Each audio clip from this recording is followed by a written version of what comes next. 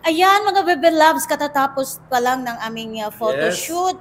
At gusto lang namin pasalamatan si Junats Lumasag. Sir Jonas, ang galing Ang niya. galing, di ba? Naku, excited na kami kung anong kalalabasan ng aming mga photos. Ayan, maraming salamat. Thank you, Ano thank you. masasabi mo, sir, sa mga pasaway mong mga model? Actually, hindi naman pasaway. Ganyan talaga pag mga vloggers. Ayun. Guys, thank you Thank you din sa mga Yes, Ayun, Kalbayog Summer Kalbayog Summer Vloggers, Vloggers. papasalamat sa iyo. Anong studio mo pala? Saan makikita? O saan nila? Anong address? Actually, ngayon, naka-home base lang po ako. So, follow na lang po yung Golden Hour Photography. Ay, Ayan, Golden Hour Photography. Ayan.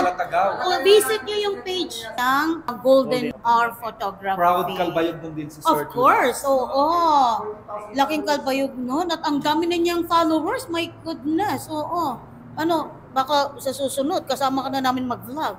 Pwede ba yun? Maging ano ka rin kabahagi ng Kalbayog Summer Vloggers. Sige lang, on my time. Masyadong busy pa. Daming inaayos. Oo nga, kasi isa ito sa mga pinakasikat dito na photographer. No? Huwag naman. Kaya pag meron kayong mga events, nako, PM nyo lang to. PM nyo din ako para mag-contact.